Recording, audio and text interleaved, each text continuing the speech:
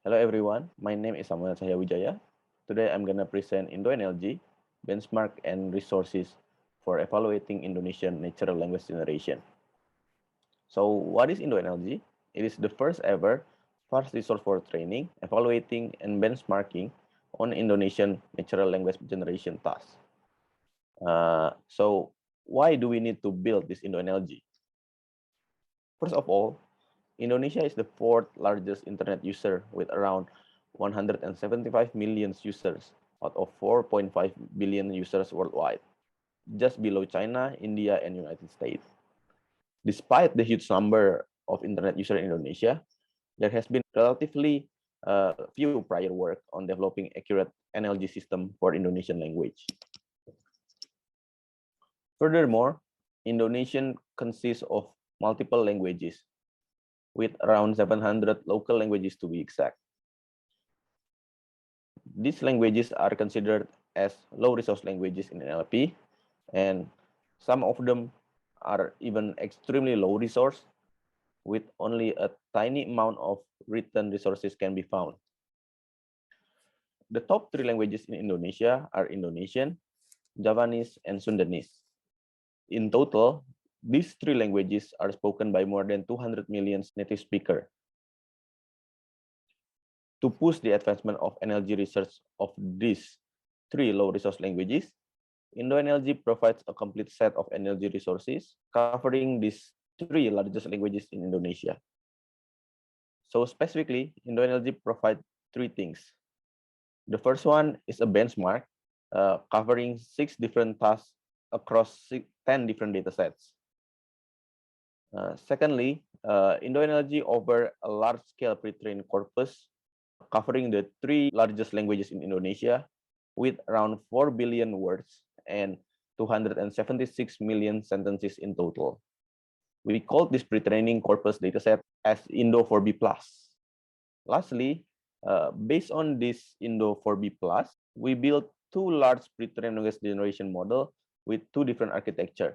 One encoder-decoder model inspired from IndoBART model, which we called as IndoBART.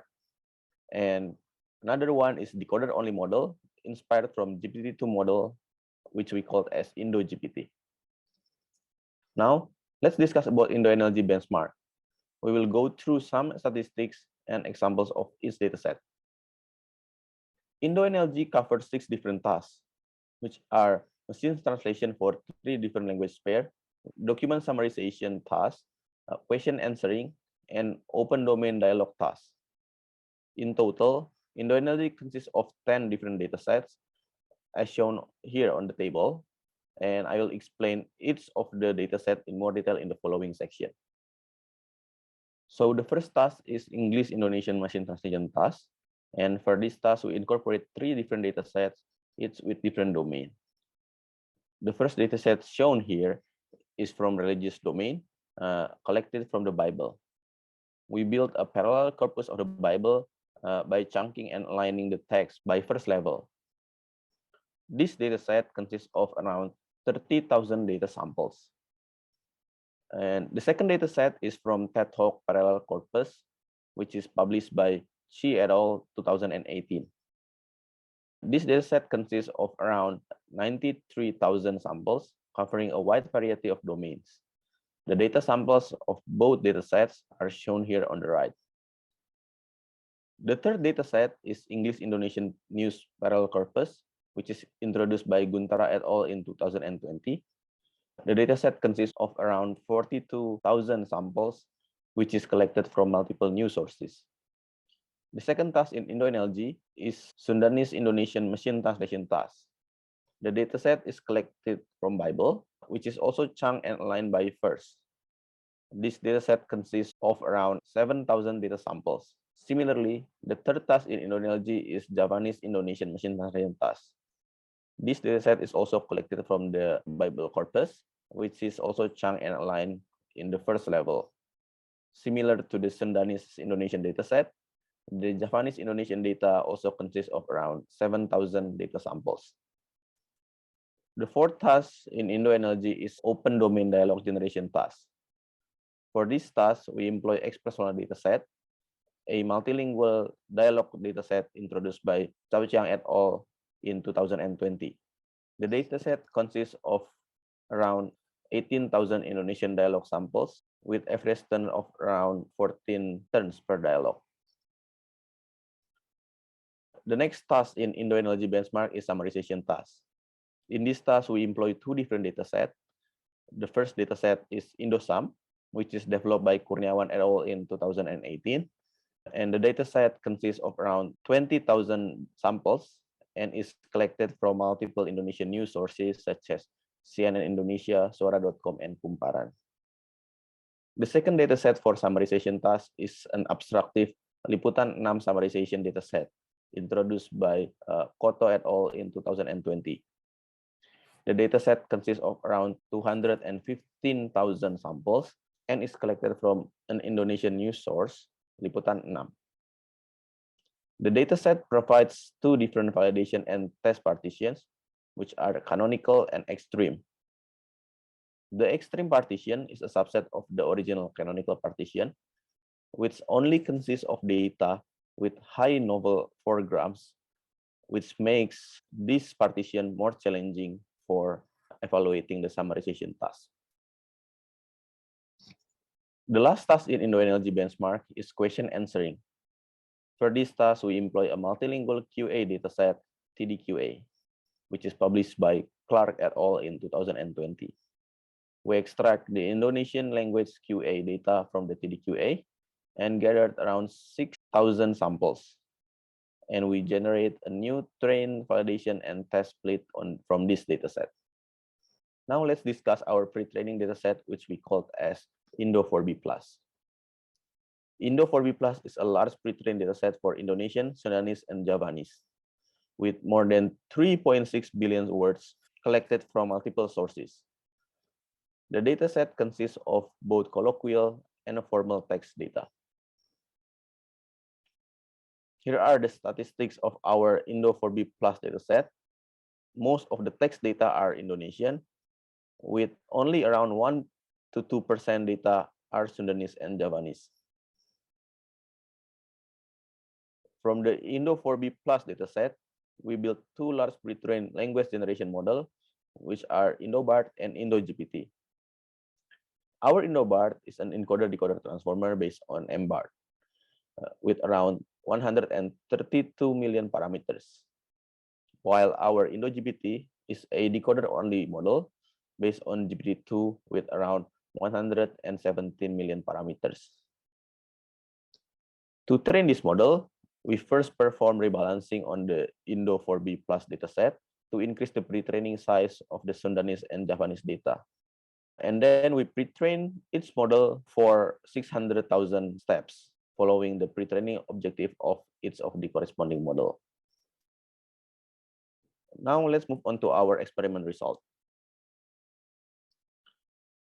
For our experiment, aside of IndoBART and IndoGPT models, we also include several other baselines, including a non-pre-trained transformer model, two pre-trained multilingual models, which are MBART and MT5, and several task-specific baseline models as introduced from the previous work.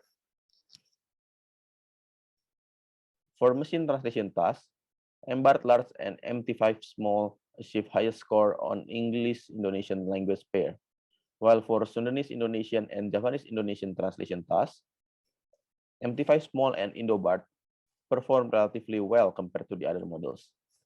And interestingly, MBART model performed quite well on both Sundanese Indonesian and Javanese Indonesian tasks, although it is not pre-trained on either Sundanese and Javanese.